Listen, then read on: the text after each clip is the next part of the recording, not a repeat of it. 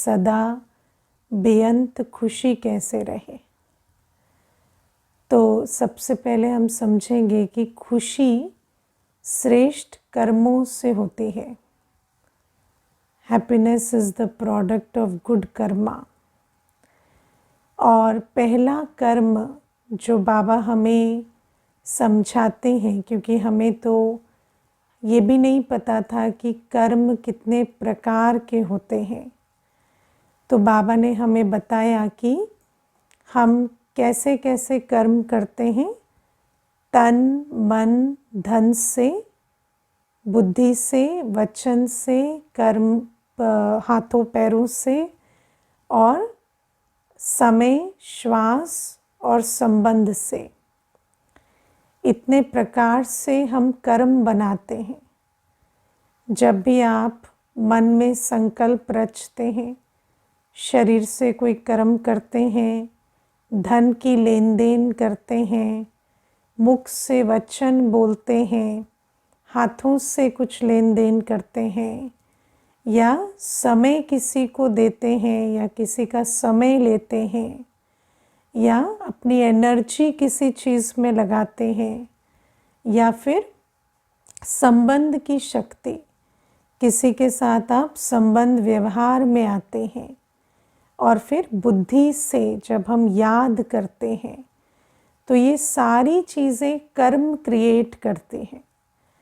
अब ये सारी चीज़ें तो हम धीरे धीरे अलग अलग क्लासेस में समझेंगे, लेकिन जिस कर्म को बाबा रोज़ अंडरलाइन कराते हैं वो है याद का कर्म, है ना। अब हम पहले, वैसे तो कोई ऐसा नहीं है जो याद का कर्म ना करता हो, क्योंकि अगर याद का कर्म हम नहीं करते, है ना, अपनी बुद्धि में किसी अतीत की, भविष्य की, या किसी अन्य की, या है ना, या याद को अगर हम नहीं रखते, तो नेचुरल है कि हमारे जीवन में कोई दुख नहीं होता। तो दुख है तो उसका कारण क्या है कि हम ये याद रूपी कर्म करते हैं। अब बाबा हमें हर कर्म को श्रेष्ठ कर्म बनाना सिखाते हैं। बाबा जब आते हैं तो बाबा मुख्य हमें क्या करते हैं, हर कर्म जो हम पहले से करते थे, पर क्योंकि हम उसे रावण मत पर करते थे, तो उस रावण मत पर करने के कारण वो कर्म विकर्म बनता था, दुख का कारण बनता था। लेकिन अब बाबा हमें उसी कर्म को सुकर्म बनाना सिखाते हैं, या उसी कर्म से कर्मों को श्रेष्ठ बनाना सिखाते हैं। तो बाबा हमें कहते हैं कि अब तुम्हें अतीत, भविष्य और अन्य आत्माओं को याद करने की जगह किसको याद करना है? बाप को याद करो और वर्षे को याद करो, आने वाली सुख की दुनिया को याद करो, घर को याद करो, अपने शांति धाम घर को याद करो। अब आप सोचो कि जब तक बाबा हमारे पास आए नहीं, तो हमें तो बाप का भी परिचय नहीं था कि बाबा कौन है, कैसा है। हमारे पास बाबा का परिचय था, लेकिन यथार्थ नहीं था, है ना। यथार्थ परिचय ना होने के कारण भगवान को दुख से याद करते थे, है ना। हाय भगवान कहते थे, हे भगवान कहते थे, है ना। खुशी नहीं होती थी, क्योंकि हमें यथार्थ परिचय नहीं था। हम जब बाबा को याद करते थे तो डर से याद करते थे, या कई तो ऐसे रोते रहते, आंसू बहते रहते हैं, और बाप भगवान भगवान भी करते हैं। तो बाबा हमें कहते हैं कि अब मैं तुम्हें यथार्थ परिचय देता हूँ कि मैं तो परमधाम निवासी तुम्हारा बाबा हूँ, तुम्हारा पिता हूँ, जो प्यार का सागर है, पवित्रता का सागर है, शांति का सागर है, सुख का सागर है, सर्वशक्तिवान है। उसकी याद से तुम भी मास्टर सर्वशक्तिवान बनते हो। तो बाबा हमें अपना यथार्थ परिचय दिए जब बाबा आए। फिर बाबा ने हमें सुख धाम का परिचय दिया। हम नहीं जानते थे कि एक ऐसी भी दुनिया थी, है ना। जैसे बाबा हमें कहते हैं कि दुनिया में कहते हैं ईश्वर का अंत नहीं पा सकते, लेकिन बाबा कहते हैं मेरा अंत तो ज़्यादा मुश्किल नहीं है, क्योंकि मैं तो छोटा सा बिंदु हूँ और गुणों में सिंधु हूँ। लेकिन बाबा कहते हैं कि जो आदि मध्य अंत तुम्हारी अपनी यात्रा का, वो भी तुम्हें मालूम नहीं था। हम ये नहीं जानते थे कि हम देवी कुल में थे या हम देवता थे। आप में से कोई है जो जानते थे कि कुछ जन्मों पहले हम देवता थे या हमारे अंदर दैवी गुण थे? तो बाबा हमें बताते हैं, आज बाबा कितनी सुंदर हमें बात कहते हैं कि देवता जो होते हैं वो रॉयल होते हैं, उनके अंदर कोई लोभ लालच नहीं होता। बाबा एक दिन कह रहे थे मुरली में कि उनका पेट भरा होता है, वो दाता होते हैं, उनकी कहीं आँख नहीं डूबती, है ना। वो ऐसे नहीं कि हीरे का महल देखा तो आँखें बड़ी बड़ी हो जाएं और लगे अरे वाह कितना सुंदर महल है क्योंकि उनकी जो स्थिति है वो इतनी भरपूर है। जैसे आप देखो, जब आपका पेट भरा हुआ हो तो अच्छे से अच्छा भोजन आपके सामने लाएं तो भी उस भोजन को देखकर आपको अट्रैक्शन नहीं होगी। क्यों? क्योंकि उस समय पेट भरा हुआ है। तो बाबा कहते हम जब दैवी सृष्टि में थे तो हमारा पेट भरा हुआ था और हम हर प्रकार से आत्मा जो है वो संपन्न और तृप्त थी, और इसीलिए आत्मा जो थी उसमें रॉयल्टी थी। कोई संबंध में या वस्तु में या वैभव में कभी आत्मा के अंदर क्या कहें लालच नहीं आता था या अटैचमेंट नहीं होती थी, क्योंकि आत्मा जब अंदर से फुल है तो उसको आसक्ति या लालच या जिसको हम कहते हैं नीडीनेस, है ना, कि मुझे ये चाहिए चाहिए, वो कभी नहीं होता था। तो बाबा कहते कि और जैसे बाबा कहते एक्सीडेंट नहीं होते, है ना, वहाँ ऐसी हवाएं नहीं चलती जो दीवारों को ख़राब कर दें, वहाँ कोई दुखदाई जानवर नहीं होते, पांचों तत्व अपने ऑर्डर में चलते हैं, सुखदाई होते हैं। वहाँ पर पंछी हमारे लिए जैसे म्यूज़िक बजाते हैं है ना, पंछी जैसे अपनी आवाज़ से हमारा मनोरंजन करते हैं। कितने अच्छे मीठे फल होते हैं जो प्रकृति हमें देती है। वहाँ हमें नमक चीनी का टेस्ट नहीं चाहिए होता, वहाँ तो हर चीज़ प्राकृतिक ही इतनी जैसे स्वाद वाली होती है। तो बाबा हमें ये सारी बातें सुख धाम के विषय में बताते हैं जो पहले हमारी बुद्धि में थी ही नहीं।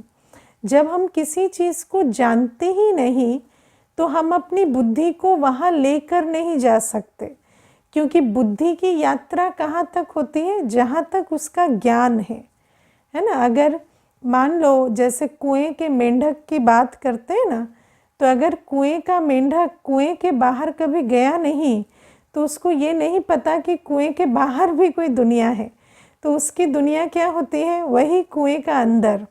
तो ऐसे ही बाबा कहते हैं कि हम बच्चे भी सोचते थे कि यही जो वर्तमान जो भी हमारे सामने शरीर है, संबंध है, परिस्थितियां हैं, यही सत्य है। लेकिन बाबा ने आकर हमें समझाया कि तुम तो 2 युगों तक सुख धाम में रहते थे।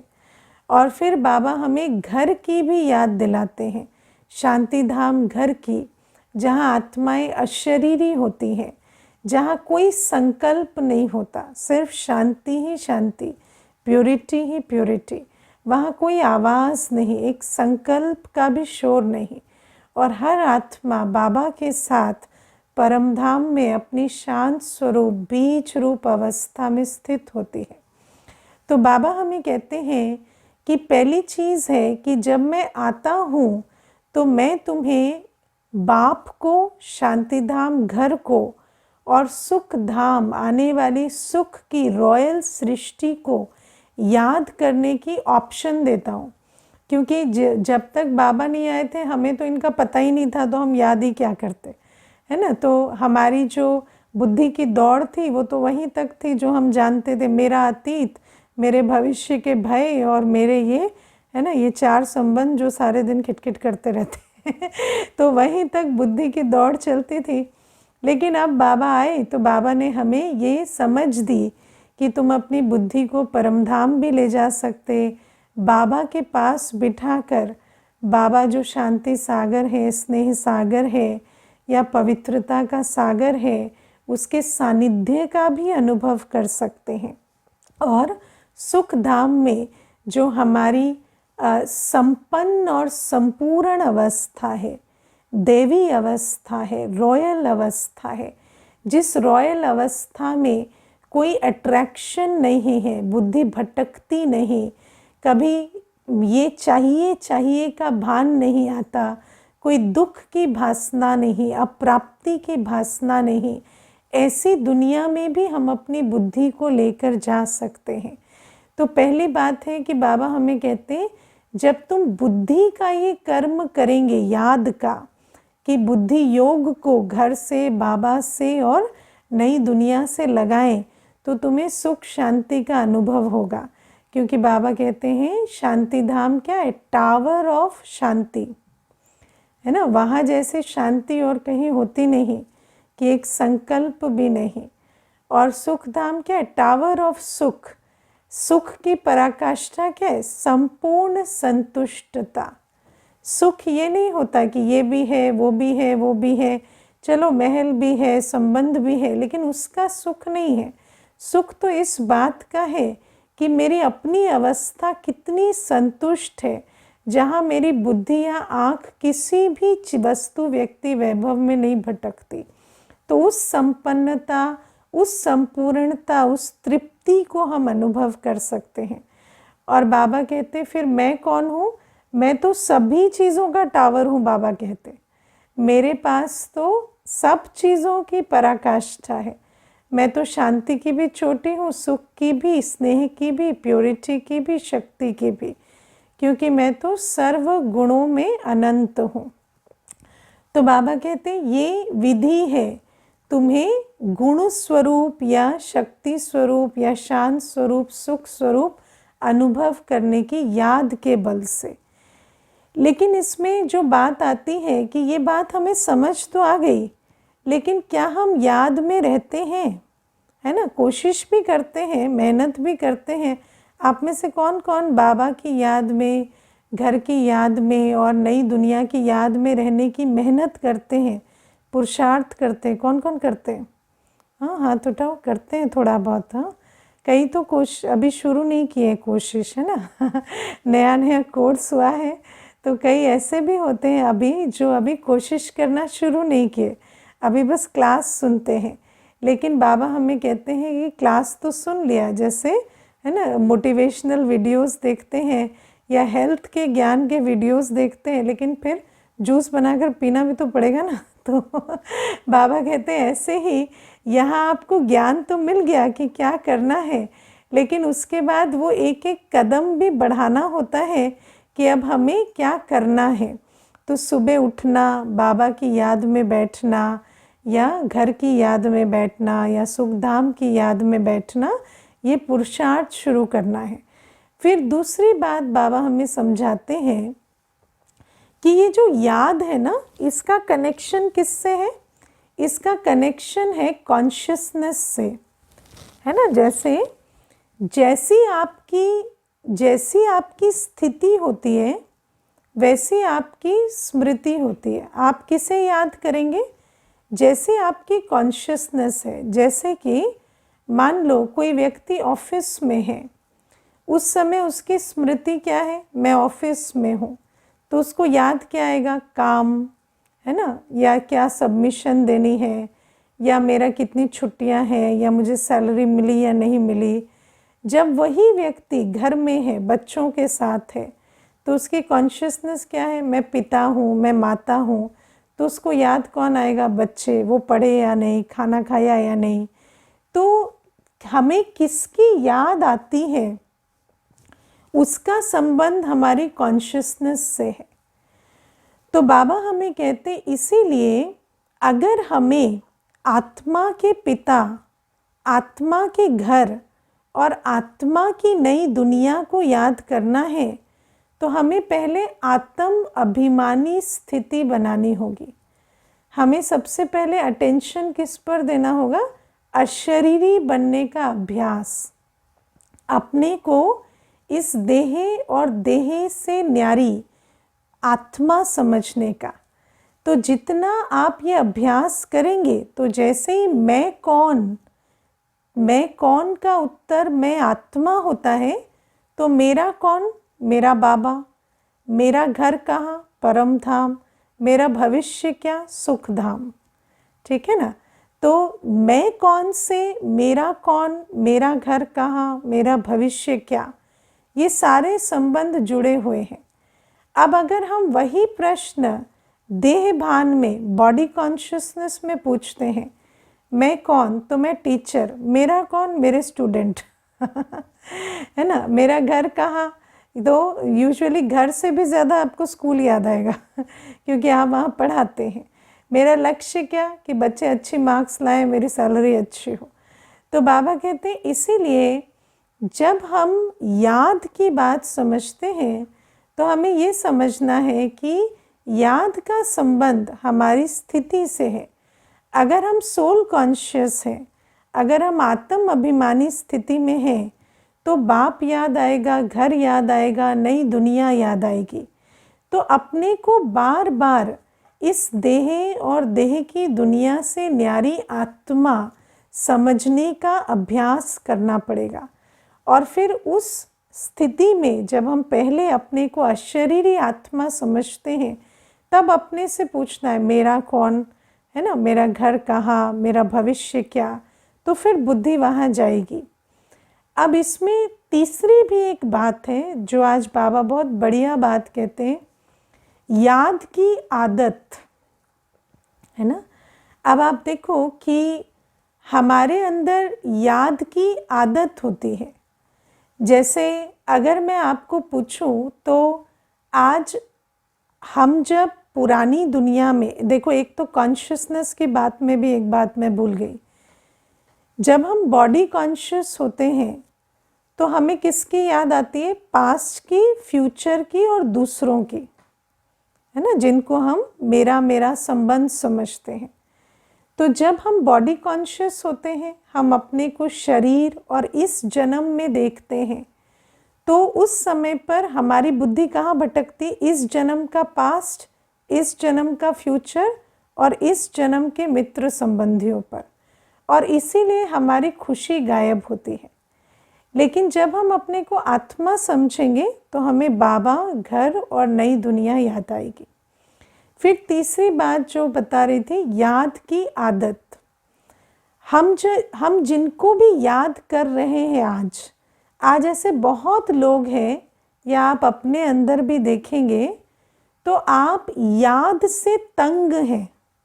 कई ऐसे होते हैं जिनको कोई मेमोरी है जो बार बार आती है, कोई व्यक्ति याद आ रहा है, कोई पास्ट की घटना याद आ रही है, कोई भविष्य की बात याद आ रही है, और इसमें हम भाषा क्या प्रयोग करते हैं? याद आ रही है। हम ये नहीं कहते याद कर रहे हैं, हम कहते हैं हम तो उनको याद भी नहीं करते, हम तो भूलना चाहते हैं, पर वो बार बार याद आती है, फिर हम उसमें बह जाते हैं, फिर हम परेशान होते हैं, दुखी होते हैं। तो बाबा हमें कहते हैं कि याद की भी एक आदत होती है। जब हम, जैसे हमारे संस्कार होते हैं ना, जब हम संस्कार की बात करते हैं तो जो संकल्प हम बार बार रचते हैं, वो संकल्प बाद में संस्कारवश क्रिएट होते रहते हैं। जो कर्म हम बार बार करते हैं वो ऑटोमेटेड होते हैं। जैसे अगर आप रोज़ अलार्म लगाकर 3 बजे उठने लगेंगे, है ना, तो कुछ 1-1.5 महीने के बाद आपकी नेचुरल आँख 3 बजे खुलेगी। क्यों? क्योंकि वो संस्कार बन गया। जब आप कोई भी कर्म, चाहे वो संकल्प का हो, बोल का हो, वृत्ति का हो, भावना का हो, या जीवन का जो भी कर्म, उठना बैठना खाना पीना, आप अगर रोज़ करते हैं, आप रोज़ एक टाइम पे अगर आप कोई चीज़, है ना, मानो चाय पीते हैं या कोई है ना। कोई भी आप दवाई खाते हैं तो आप याद रखना उस टाइम पे आपको याद आने लगेगी कि अभी दवाई लेनी है या अभी चाय पीनी है, जैसे कि आपका शरीर बोल रहा है आपको लगेगा, लेकिन एक्चुअली वो शरीर नहीं बोलता, वो हमारे संस्कार बोलते हैं। तो ऐसे ही बाबा हमें कहते हैं याद की भी एक आदत होती है ना। तो एक होता है कि हम अभी तो बाबा हमें नई याद सिखा रहे हैं कि अशरीरी अपने को समझो और फिर बाबा को याद करो, घर को याद करो, नई दुनिया को याद करो। लेकिन ये जो याद की आदत है ये हमें डालनी पड़ेगी। ये एक नई आदत है जो बाबा हमें बनाने के लिए बोल रहे हैं। वैसे हमारी आदत क्या है? वस्तु, व्यक्ति, वैभव को याद करना, पास्ट फ्यूचर में भटकते रहना, है ना। मैं आपको एक बहुत अच्छी इसमें बात बताती हूँ, अभी अभी याद आ गई तो है ना, एक भाई आया था एक बार, तो मुझे कहते हैं कि मैं अपने फैमिली पर ध्यान नहीं दे पाता, मुझे मेरी पत्नी से, बच्चों से, कामकाज से कोई अटैचमेंट नहीं होती, कोई इंटरेस्ट नहीं आता। तो मैंने कहा ऐसा क्यों? तो कहते हैं अब मैं आपको बताऊंगा ना तो आपको बड़ा अजीब लगेगा और आप शायद मेरी बात को समझ भी ना पाए। तो मैंने कहा आप बताइए, हम कोशिश करेंगे, है ना। तो कहते कि मैं जब स्कूल में था तो मैं एक लड़की को पसंद करता था मेरी क्लास में। तो कहता कि 3 वर्ष हम बहुत अच्छे मित्र रहे। अब आप समझिए कि मैं आज 50 वर्ष का हूँ तो स्कूल में हमारा कैसा ही, है ना, फ्रेंडशिप कैसी रही होगी। बहुत ऐसा कुछ गलत नहीं था, बड़ा अच्छा हमारा एक अटैचमेंट था, प्यार था। फिर कहता कि फिर वो दूसरे स्कूल में चली गई, मैं दूसरे स्कूल में चला गया। फिर मुझे याद है कि जब मैं कॉलेज पढ़ने लगा तो हर कोई जो है वो रिलेशनशिप में होता, कोई घूमने जाता, कोई कुछ करता। तो उस समय पर मैं ये बात आपको, मुझे पर्टिकुलरली याद भी है कि मैंने उस समय पर उन मेमोरीज़ को जो मैंने स्कूल में क्रिएट किया उसको यूज़ करने लगा अपने को खुश करने के लिए। क्योंकि मैं सोचता था अभी मैं पढ़ना चाहता हूँ तो मैं कोई दूसरी रिलेशनशिप के डिस्ट्रैक्शन में नहीं जाना चाहता। तो मैं उस कन्या को जिसको मैं भूल चुका था, मैं उसे याद करने लगा कि अच्छा कितना अच्छा वो स्कूल आती थी, कितना अच्छा हम टहलने जाते थे, कितना अच्छा मैं उसकी बैग कैरी करता था। ऐसे ऐसे मैं करने लगा। फिर कहता कि धीरे धीरे क्या हुआ कि मुझे उसकी याद बहुत तेज़ आने लगी। फिर मैं उसको ढूंढने में लग गया कि वो कहाँ गई। फिर ढूंढते ढूंढते वो मिली भी नहीं, कुछ उसका अता पता भी नहीं मिला। फिर उसके बाद मेरी नौकरी लगी, शादी हुई, सब हुआ, लेकिन मैं उस याद के चक्कर से आज तक नहीं निकला। और कहता है कि ये आपको बड़ा अजीब लगेगा, आपको लगेगा शायद मैं कोई साइकोपैथ हूँ या क्या हूँ, लेकिन ये मेरी लाइफ की स्टोरी है ना। तो मैं आपको ये बात क्यों सुना रही हूँ? क्योंकि मेजॉरिटी जिनको हम याद कर रहे हैं उनका एक्चुअली अगर हम देखें तो आज हमारे जीवन में कोई लेना देना नहीं है, लेकिन आप किसी को याद करते रहते फिर वो एक आदत बन जाती है, फिर आप उनको उस आदतवश आप याद करते रहते, ठीक है ना। तो बाबा कहते हैं अब ये याद की भी आपको संस्कार या आदत बनती है और वो संस्कार आपको अब बनाना है कि हम बाप को, घर को और आने वाली दुनिया को याद करें। तो जब भी हम कोई पहले याद करते हैं तो वो कॉन्शियस होती है ना, हम किसी को याद करते हैं, फिर धीरे धीरे वो याद आने लगती है, सताने लगती है। तो बाबा कहते हैं अब तुम इतना अटेंशन देकर, चार्ट मेंटेन कर मुझे इतना याद करो, दिन रात, सुबह शाम, है ना, सुबह अमृत वेले भी बैठो और कॉन्शियसली अपने आप को मैं आत्मा हूँ, मन बुद्धि को परम धाम मेरे पास, मेरे सानिध्य में बिठाओ, सुख धाम के सुख अनुभव करो, मेरी शांति, प्योरिटी को अनुभव करो। और जितना जितना तुम करते जाएंगे ना तो तुम्हारी याद की आदत बनती जाएगी। और बाबा कहते बुद्धि में भी बैठता जाएगा। जितना आप मैं कौन, मेरा लक्ष्य क्या, ये चलाएंगे ना बुद्धि में, तो वो बुद्धि में भी बैठता जाएगा।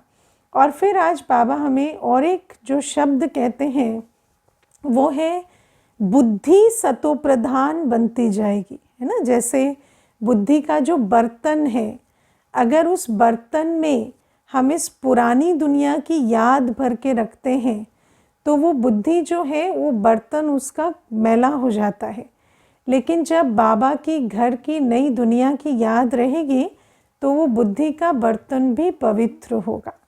तो ये पहला कर्म है जिसको बाबा अंडरलाइन कराते हैं, याद का श्रेष्ठ कर्म। और फिर बाबा कहते खुशी के लिए दूसरा एक और कर्म है जो हमें करना चाहिए, वो है अविनाशी ज्ञान रत्नों का दान, है ना। ये जो ज्ञान रत्न होते हैं ना, ये अविनाशी होते हैं।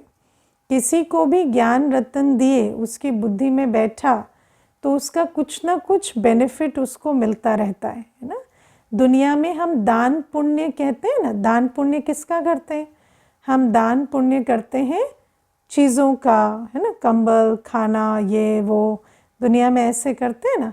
लेकिन बाबा कहते हैं कि अल्पकाल की चीज़ अगर आपने दान की, जो चीज़ उसको थोड़ी देर सुख देती है, तो वो आपको अल्पकाल की उसको खुशी देगा, लेकिन सदा काल वो उसको मंगता बना देगा, है ना। कोई भी चीज़ अगर आप उसे साधन देते हैं, किसी को आपने अभी भोजन खिलाया, उसको तो फिर 4 घंटे बाद भूख लग जाएगी, तो फिर 4 घंटे बाद उसको भोजन खिलाएंगे क्या? एडॉप्शन किए क्या आपने, है ना। फिर तो आप नहीं जाएंगे, तो वो क्या करेगा? आपको दुआएं देगा? हाँ, क्या कहेगा? गालियाँ देगा कि अभी क्यों नहीं आया उस टाइम तो टाइम से आ गया था खाना देने, अभी क्यों नहीं आया? तो बाबा हमें कहते हैं इसीलिए किसी को भी जब हम विनाशी दान देते हैं, जो चीज़ विनाश हो जाती, जो चीज़ थोड़ी देर सुख देती है, तो वो चीज़ उसको डिपेंडेंट बनाती है। लेकिन और जो डिपेंडेंट होता है वो दुआएं नहीं देता, और जब दुआएं नहीं तो आपको सुख नहीं मिलेगा, उससे वो गुड कर्मा नहीं हुआ। लेकिन बाबा कहते जब आप किसी को अविनाशी ज्ञान रत्न दान देते हैं, जब आप किसी को समझ और शक्ति का रास्ता बताते हैं कि अपने को आत्मा समझ, बाबा को याद कर कैसे अपने शांत स्वरूप, शक्ति स्वरूप और ज्ञान स्वरूप में स्थित होना है, तो वो आत्मा इंडिपेंडेंट होती है, उसको सेल्फ रियलाइजेशन होती है, उसको अपनी शक्तियों गुणों की रियलाइजेशन होती है, वो अपने शक्ति स्वरूप में स्थित होती है। और ऐसी आत्मा जो अपनी स्टेज में ऊंची होती है, वो आपको हमेशा दुआएं देती है। तो हम हमेशा ज्ञान में ये बात समझते हैं कि दुआएं मिलती है शक्तिशाली आत्मा से। दुनिया में कहते हैं दुखियों की दुआएं, लेकिन दुखी की दुआ तब मिलेगी आपको जब दुखी को सदा काल का सुख मिले।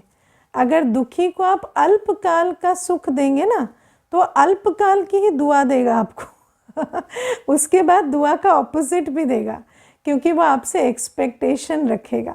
लेकिन जब आप किसी दुखी को सुखी बनाएंगे, और सुख का रास्ता, शक्ति का रास्ता तो ज्ञान योग से ही होता है, तो जब आप किसी को ज्ञान के आधार से आत्मिक शक्ति को बढ़ाना, बाबा की याद से कैसे अपनी स्पिरिचुअल पावर में स्थित होना है, वो सिखाएंगे, तो वो कर्म आपको सदा काल की दुआएं दिलाता है।